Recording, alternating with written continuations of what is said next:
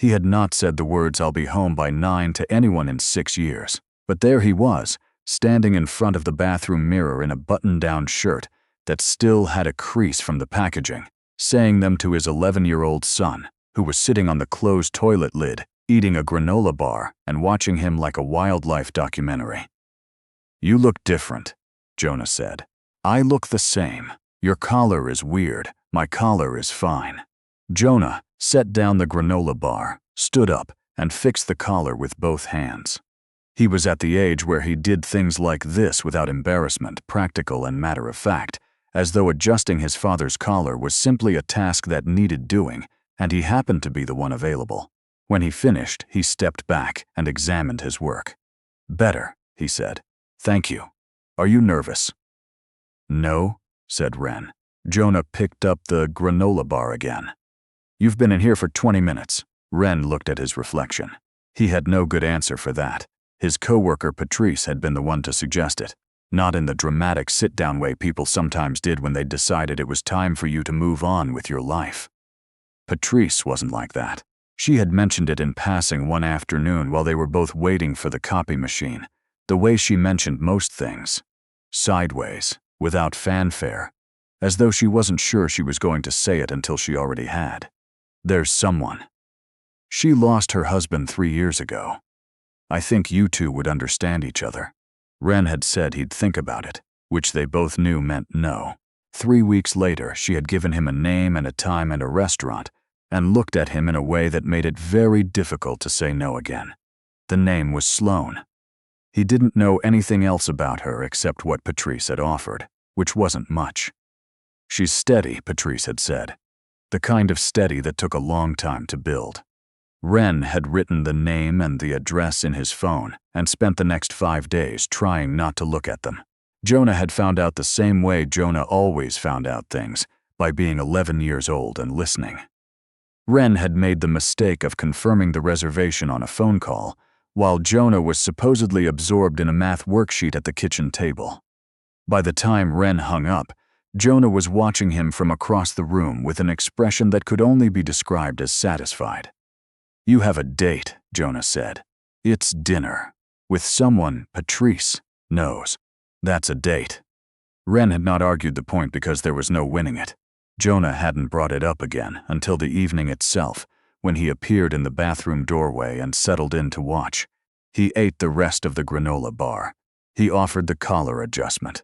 And then, when Ren was putting on his jacket, the gray one, the one that didn't have a stain on the left sleeve, Jonah said, without looking up from his phone, "Don't try to be impressive." Ren stopped. "What?" "Just be normal." Jonah was scrolling something, voice casual. "People can tell when you're trying to be impressive. It's uncomfortable for everyone." Ren stood in the doorway for a moment. "That's good advice," he said. Jonah shrugged. "I know." Ren's neighbor Art, who was 73 and had a standing arrangement to come by whenever Ren needed him, arrived at 5 to 7 with a crossword puzzle and no apparent interest in the emotional weight of the evening. He walked in, took his usual chair and said, "You got a haircut?" "Ah, 2 weeks ago. Looks recent. I'll be home by 9. Art waved him off without looking up. The restaurant was the kind of place that had cloth napkins and a menu that changed seasonally, and no prices on the version they handed to certain people, which Ren assumed had some meaning he was supposed to understand and didn't. He had driven past it 4 times since making the reservation. He had also, on Tuesday, walked past it slowly on the pretext of mailing a letter. Wasn't sure what he had been checking. He wasn't sure what he had been checking. Whether it was real, maybe. Whether he had actually agreed to do this. He arrived 6 minutes early. He stood outside and watched the door and tried to look like a man who stood outside restaurants all the time. He did not look like a man who stood outside restaurants all the time. The night was cold and clear, the street busy in the ordinary way of a Thursday evening. Cabs, voices, a dog pulling its leash towards something interesting on the sidewalk. None of it had any idea what was happening to him, which he found both comforting and absurd. He had faced harder things than dinner. He knew that. He had faced things that made dinner seem laughably small. But knowing that didn't move him from the sidewalk, and it didn't slow down whatever his heart was doing, which was not helping. He was checking his watch when he heard footsteps. She was coming from the direction of the parking garage, moving at a pace that was brisk without quite being a run. Dark coat, hair pulled back, a scarf that she was still tucking in as she walked. She had the look of someone who had been on time until very recently and was processing the injustice of that. Her bag was over one shoulder and slightly too full, and there was a folder tucked under her arm that seemed like an afterthought she was committed to despite everything. When she saw him, she stopped. Not dramatically. Just a half-second recalibration, the way a person stops when they realize they've arrived at the right place. Ren opened the door. She stepped into the warmth of the restaurant, and he was about to say something, his name, probably, or some appropriate greeting, when she turned toward him, shifted the folder to her other arm, and said, in a voice that was quiet but entirely clear, "Your son called the restaurant to make sure I was coming." Ren's hand was still on the door. He heard what she said. He understood every individual word, and yet he stood there in the entryway of a restaurant he had cased like a location in a heist movie, and could not produce a single response. She was watching him with an expression that was composed but not unkind, not triumphant, not even amused exactly, more like someone who had dropped something fragile and was waiting to see if it had broken. The door swung shut behind her. Ren stood in the warm light and looked at this woman he did not know, folder under her arm, scarf still slightly uneven, and felt the floor shift beneath him in a way he would not have been able to explain to anyone, including himself. "He's 11, he said. "I know," she said. "He told me." They were given a table by the window. Ren chose the chair that faced the room out of a habit, so old he couldn't remember forming it, and Sloane sat across from him and set the folder on the empty chair beside her, and ordered water without being asked, and looked at him with the same steady attention she'd had at the door. The story came out in pieces. Jonah, she told him, had called at 4:30 that afternoon. He had asked to speak with the manager. The manager, apparently charmed or baffled enough to comply, had connected him with the reservations desk, where Jonah had confirmed that yes, there was a reservation for that evening under the name Ren, and then had asked, politely. She emphasized, very politely, if they could make sure the table was somewhere not too loud, because his dad got headaches sometimes in loud places, and also, if the server could not rush them, because his dad sometimes felt pressured when things moved too fast. Ren sat with this information. "He didn't tell me any of that," he said. "He probably thought you'd tell him not to." He would have been correct. Sloane picked up her menu. "He also said you make really good chili. That is unrelated." He seemed to think it was relevant context. Ren looked at the menu without reading it. He was doing something he did not usually do, which was trying not to smile in a way that was going to be visible and failing. "I'm sorry," he said. He shouldn't have called. She looked at him over the menu. I didn't mind. He believed her. That was the strange part. He had been prepared for the possibility that this evening would require effort, sustained, conscious effort, the kind that left you tired by 10 o'clock and vaguely relieved it was over. He had done evenings like that. He knew what they felt like. This was not feeling like that, and they had been sitting here for 11 minutes. He asked what she did. She was an archivist at the city library. Rare books, manuscripts, things that needed particular care to survive. She had been there for 8 years. She described the work in a way that was specific and unperforming, the way people describe things they actually love rather than things they want you to think they love. She talked about the smell of a document that was 400 years old. She talked about a water-damaged letter she had spent 4 months restoring, one corner at a time. What was the letter? Ren asked. She considered this. A man writing to his brother, telling him about a field he'd bought, describing it in very specific detail, the slope of it, the way it flooded in spring, one particular tree near the eastern edge. She folded her menu. He was never going to see it again. He knew that when he wrote it, but he wanted his brother to know it had existed. Ren was quiet for a moment. Did you save the whole thing? Most of it. A small pause. The last paragraph was gone. I don't know what it said. The waiter came. They ordered without consulting each other on most points, and Sloane ordered the thing he had been considering ordering, and he decided this was information but wasn't sure what kind. The dinner moved. He hadn't expected it to move. He had expected to feel the passage of time the way you feel it when you're waiting, slowly, with awareness. Instead, he registered that his water glass had been refilled and didn't remember it happening, which he took as a sign of something. He told her about the work. He did structural assessments for old buildings, the kind that people wanted to renovate or preserve, or sometimes just understand.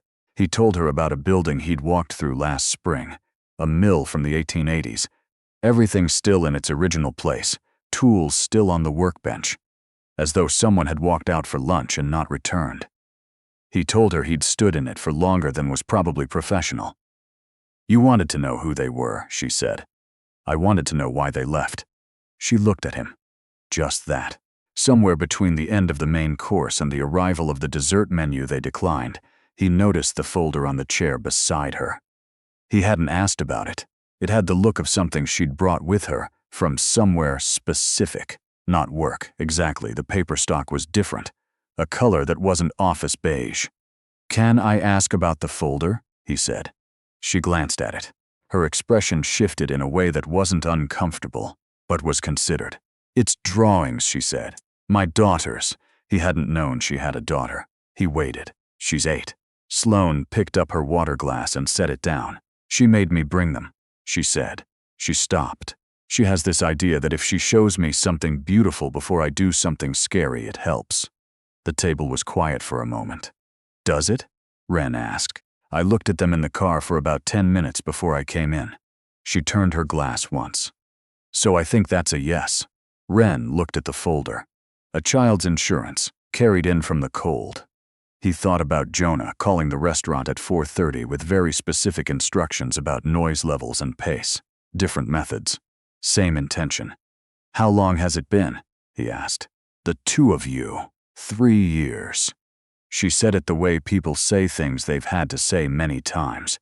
Not without weight, but without the fracture that meant it still caught them by surprise. She was 5. She doesn't always remember him clearly, and then sometimes she'll say something that's exactly him, and I have to leave the room for a minute. He knew that. He knew the precise and unexpected nature of that. He didn't say "I know," because it wasn't the right moment for that. But something in his face must have shifted because she looked at him more directly. 4 years for us," he said. Jonah was 7. She nodded once. Not the tilted head kind of nod. Not the performance of sympathy. The kind that meant she'd filed it next to her own truth and understood the dimensions. They were quiet for a moment, and it wasn't an uncomfortable quiet. It was the kind that meant something had been set down on the table between them that didn't need to be examined immediately.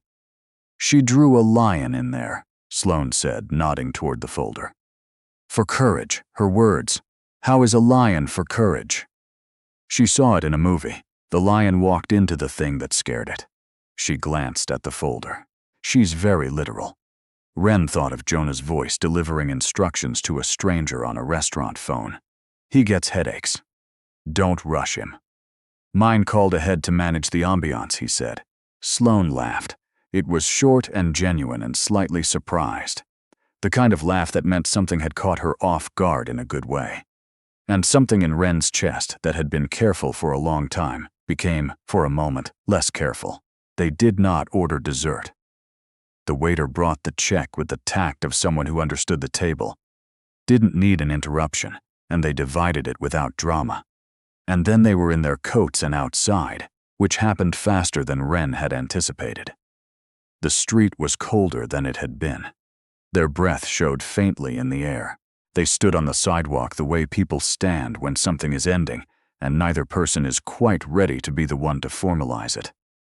He knew this shape. He had imagined it. In the reluctant and general way he'd imagined everything about this evening. The end of it, the handshake or the nod, or the adequate exchange of pleasantries that would close the door cleanly. He was good at closing doors cleanly. He had spent 4 years becoming very good at it. Sloane adjusted her scarf. The folder was back under her arm. I'm glad Jonah called, she said. He looked at her. You're more generous than he deserved. He made sure the table was quiet. She tilted her head slightly. I thought that was generous. Ren had nothing to say to this. It was accurate. She held out her hand and he shook it, which was perfectly adequate and formally correct and the cleanest possible note to end on, and he watched her begin to walk toward the parking garage, and then he turned in the opposite direction toward where he'd left his truck. He walked. The street gave him back its ordinary sounds: traffic, voices, the city indifferent and continuous. He counted his steps without deciding. 3, 7, 12, 14. He stopped. He stood on the sidewalk with the night around him and understood something that he would have preferred not to understand at this particular moment, which was that he had been here before, not on this block, not with this person, but in this moment, the moment after something possible and the decision to walk away from it and call that decision sensibles. He was very good at calling things sensible. He had a whole architecture of sensible built up around him, solid and soundproofed, and he had been the one to build it, and he knew every room in it. And tonight he had stood at the window of it for 2.5 hours and seen what was on the other side, and now he was walking back toward the interior and trying to believe that was the right move. He thought about the folder of drawings on the chair. A lion for courage. He thought about Jonah on the phone with the reservations desk, small and serious, delivering requirements on behalf of someone else. He thought about Sloane's voice when she said the last paragraph was gone, and she didn't know what it said. She was maybe 30 feet away, walking with her chin slightly down against the cold, the folder under her arm, her coat moving in the way coats move when the wind picks up. Sloane. One word. Her name, which he had said several times that evening in the middle of sentences, and which had meant something pleasant and contextual.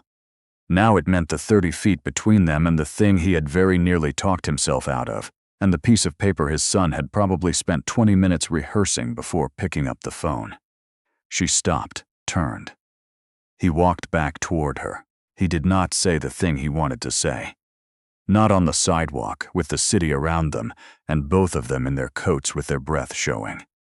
There were words for it somewhere. For what the evening had been, for the way she'd looked at the folder before she came in, for the clean, particular grief of sitting across from someone who understood the exact shape of your loss. But he didn't have them yet, and he didn't pretend to. What he said was, "Can I call? You?" She looked at him for a moment. "Yes." "Us? Tomorrow?" Sure, he believed her. He didn't entirely deserve to, given the previous 2 minutes, and they both knew it, and neither of them said it. He walked back to his truck. Art was asleep in the chair when he came in, crossword on his chest, pencil still in hand. Ren stood in the doorway for a moment, then took the pencil out of Art's hand carefully and set it on the side table. Art did not wake up. He never woke up during the pencil retrieval. Ren had learned this. He went down the hallway. Jonah's door was open the 3 inches he preferred it, and the light from the nightlight made a mulled gold bar on the floor. Ren stopped outside it. He could hear the slow, even sound of Jonah asleep. On Jonah's desk, visible through the gap in the door, was a notepad. Even from the doorway, Ren could see the indentations of writing, the ghost of a page that had been torn out and taken somewhere, or more precisely, delivered somewhere earlier in the afternoon in the form of a phone call to a restaurant reservations desk. Ren stood there for a moment. Then he went to the kitchen and sat down at the table in the dark. Was something he did sometimes. Not out of unhappiness, but out of the need to let a thing settle before he tried to put it anywhere. The evening arranged itself in his mind the way evenings do when they've been the kind that require something of you. He thought about the way Sloane had said steady, as though it were a thing she had assembled from parts, over time, with tools she'd had to find.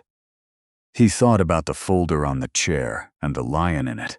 He thought about what it meant to be an archivist, to spend your working life handling things that were fragile and irreplaceable, coaxing them back from the edge of loss, giving back to someone the record of a thing that mattered. He thought about Jonah's notes on the notepad, whatever they had said, whatever small instructions he had written for himself before making a phone call to a stranger on behalf of his father, quietly, without making it a production. because that was simply what needed doing. He had a son who called restaurants in advance to make sure the table was right, who delivered granola bar wisdom about not trying too hard to impress, who was 11 years old and apparently understood something that had taken Ren considerably longer to even frame as a question. That you could not spend the rest of your life keeping a door shut because it had once been difficult to open, or maybe you could. He had managed it for 4 years. But tonight he had turned around on a sidewalk, and that was something. He sat at the kitchen table a while longer. Then he got up, checked the lock on the front door, and went to bed. He called Sloane the next morning, earlier than he'd planned, because he'd been awake since 6, and it was either call her or reorganize the coat closet. And the coat closet did not need reorganizing. She answered on the 3rd ring. Her voice had the slight roughness of someone who'd been up for a while, but not long enough. They talked for 45 minutes. 3 days later, they talked for longer. The first time all 4 of them were in the same place. It was a Saturday in late October, the kind of afternoon that could not decide between autumn and winter and was landing somewhere in the middle. A park outside the city, a trail Sloane had mentioned she liked. Ren was more nervous than he had been outside the restaurant. He hadn't expected that. He had survived the restaurant. He had turned around on the sidewalk. He had made the calls. All of that he had done.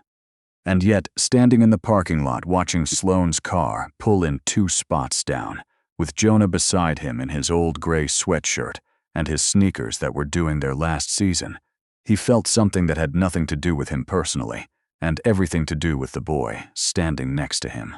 Sloane got out. Then the back door opened and a small figure in a red jacket climbed out, looked around, and spotted the trail with the focus of someone who had a plan. Sloane and Ren exchanged a look across the parking lot. It covered without words a reasonable portion of the past several weeks. Then they both looked at the kids. Jonah was looking at the girl in the red jacket with the wariness of someone's assessing a situation he had helped create and was now responsible for. The girl looked back at him with no apparent concern at all. "Hi," she said. "Hi," Jonah said. This covered it for the moment. Her name was Petra. She was 8 years old and she carried a small canvas bag that clinked slightly when she walked, and she pulled ahead on the trail within 30 seconds and did not look back to see if anyone was following, because she had identified a creek, and the creek was the priority. Jonah, after approximately 4 seconds of deliberation, followed. Ren and Sloane walked behind them. The trail was leaf-covered and slightly damp, the trees still holding on to the last color of the season. Easy conversation, the kind that had built itself over 3 weeks of phone calls and didn't need explaining or effort. They talked about a building Ren had walked through that week, a 1920s gymnasium with the bleachers still in. She told him about a manuscript she'd been cataloging, letters written during a flood, ink smeared in the corners where the water had touched. Ahead of them, Jonah had caught up to Petra at the creek. Ren, without appearing to watch, in the way he had watched everything involving Jonah for 4 years, with a frequency tuned low but always on.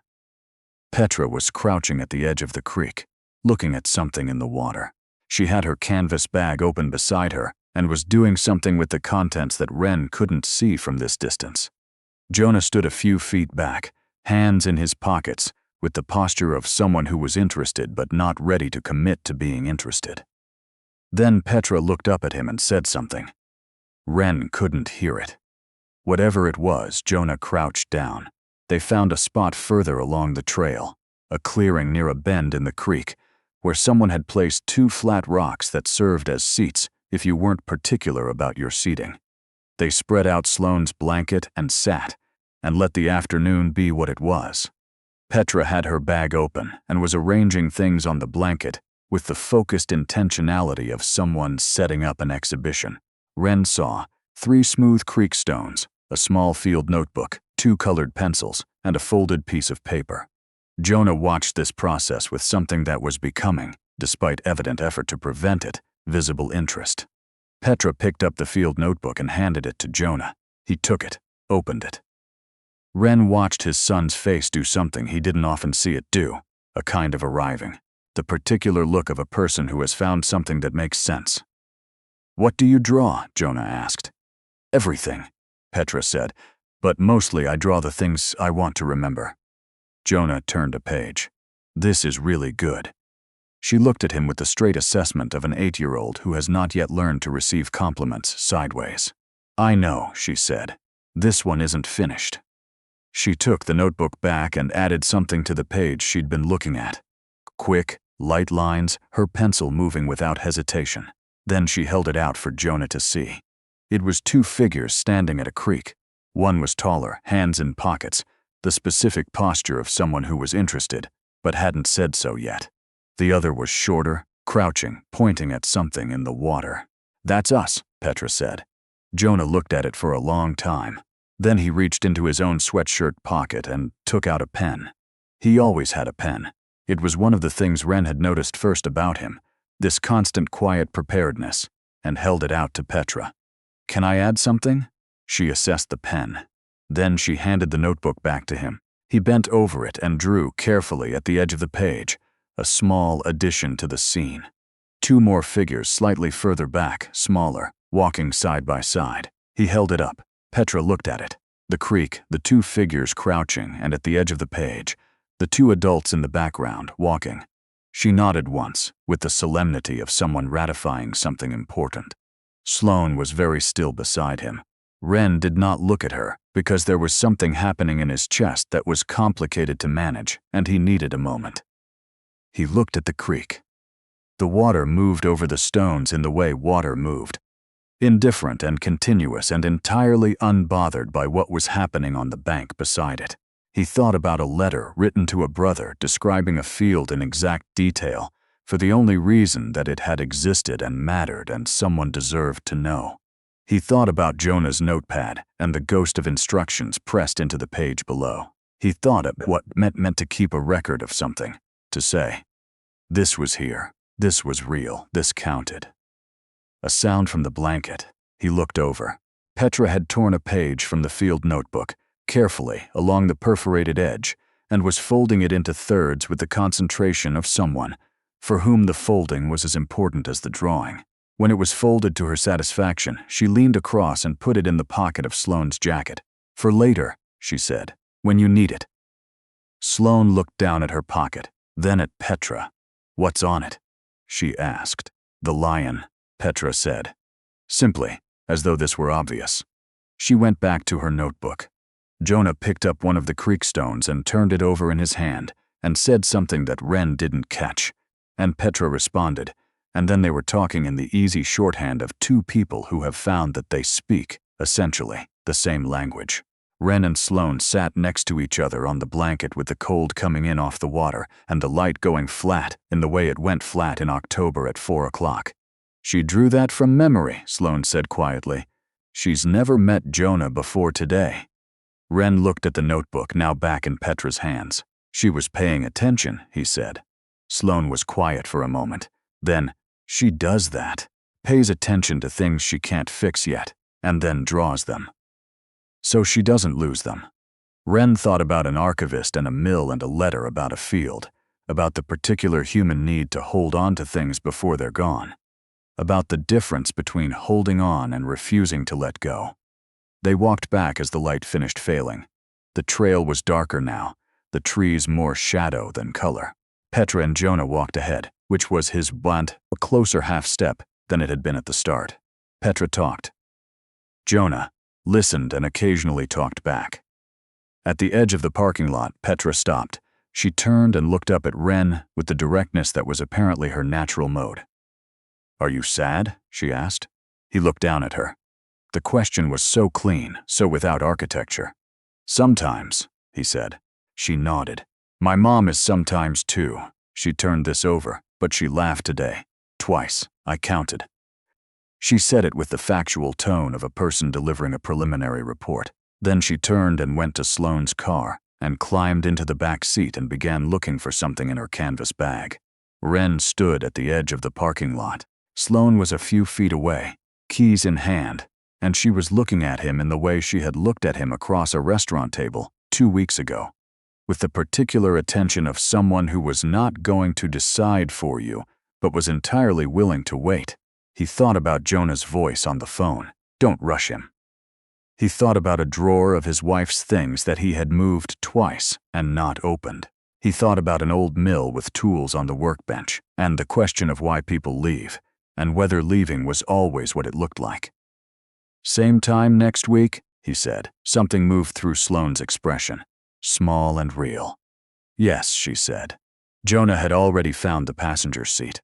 He was pulling on his seatbelt when Wren got in, and when Wren started the truck and pulled out of the lot, Jonah looked straight ahead for a moment.